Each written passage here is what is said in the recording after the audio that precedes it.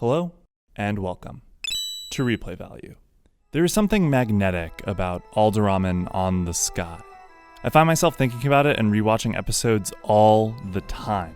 My most recent strategy video took about twice as long to put together because I kept getting distracted by the clips I was pulling from Alderamin. In 13 episodes, I think it told a compelling story about a character placed in a brutally unenviable situation and his struggle to achieve his desires from that position. But I'm sure I'll have the opportunity to talk about Ikta Solork in the future. Instead of breaking down his strategic genius, I'd like to talk about the brilliance of the 4th episode here.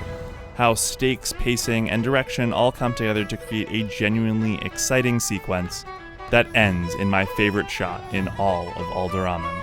Episodes 1 and 2 feature genuinely life-threatening decisions and set pieces. Episode 3 and the first half of Episode 4 do not. While the mock battle is extremely fun because Ikta gets to run circles around his opponents, no one's life is on the line.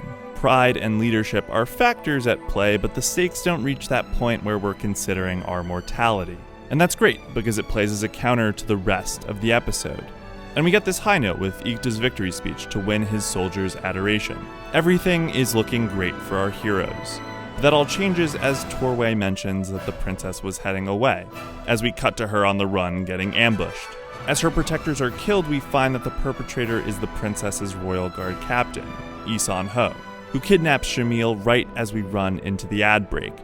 And not only do you have the ads to consider why this could be happening and acknowledge that we've totally shifted our stake tier, but on the other side of the break, we're with Yatori on the opposing side of the mock battle, which allows the tension regarding Shamil to rise in the background. There's a nice subtle moment here where Yatori trusts Ikta so implicitly that his communication makes her immediately set off instead of debating whether it's a trap. And so with the knowledge that we're heading for a clash, we cut back to the royal guards, who are making their way out of the training grounds. Suddenly, arrows fire from the tree line, killing a few of the guardsmen and putting them on alert. As the tension continues to rise from this attack, Isan-ho quickly deducing that it's a fire troop low on supplies and that they'll be able to kill them if they fire again, Yatori descends from her perch and places her blade on the captain's neck. As he instructs his men to kill her, the anticipation jumps from Yatori's raised eye to the wide shot, which is undercut by the space that's created, and the lack of movement in the shot. As we return to the quiet equilibrium, the princess having woken and joining Yatori's side, Isan-ho explains their desire to avenge General Rikon. This lull we've been led to with the captain's monotone voice and light wind noise is suddenly cracked by his shout and the princess's fear, which is matched by a quick camera cut and whipping as he impales his hand through Yatori's sword to take the advantage.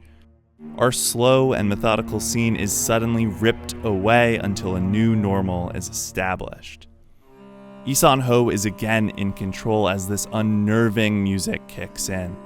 As the lights begin to leave Yatori's eyes and the tension reaches its highest point, we cut out to this shot, which implies that Yatori is dying, since we're zooming out from her perspective. But it serves double duty as Torway's line of sight, with the tension and the music being sliced through as the single shot Torway fires through Isan-ho's head connects. Alderamin on the Sky does not shy away from showing carnage and the horrors of war, and to watch Yatori efficiently slaughter her opponents while under the beautiful colors provided by the sunset creates this stylized sequence that puts the crimson red hair and blood flying about at the center stage. As she dashes at her final opponent, the music reaches its final high note before coming to an end.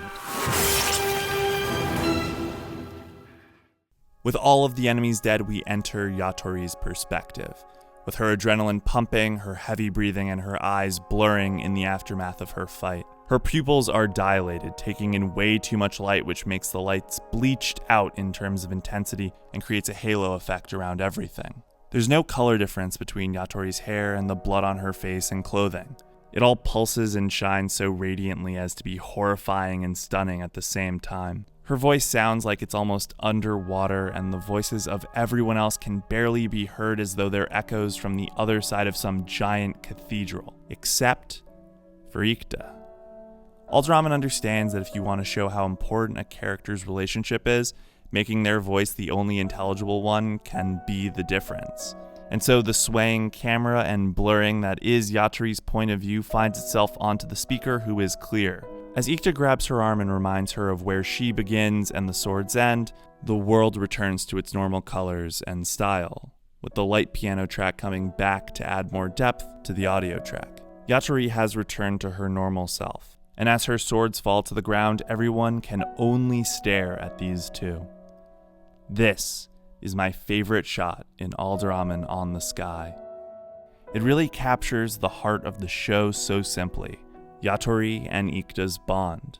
Ikta's desire to protect the one person that means more to him than anyone else left in the world, Yatori's chosen path of a warrior, and their mutual attempt to find beauty and peace in the aftermath of violence. It is a silent scene of platonic love between two characters, as the princess, whose desires regarding Ikta will inevitably split these two apart, looks on. When Yatori falls into Ikta's chest, we cut to her as though to signal this future tragedy and Shamil's own jealousy. But for now, we can breathe a sigh of relief as the tension completely falls out of the scene and the stakes are reset until the next episode. This sequence stands as one of my favorites from Alderamin, and while I'll definitely be talking about the show more in the future, I think it serves as a good reminder to why tension and pacing are so critical, and how relieving that tension and providing a counterbalance in pacing can result in powerful emotional moments once all is said and done. Thanks for watching.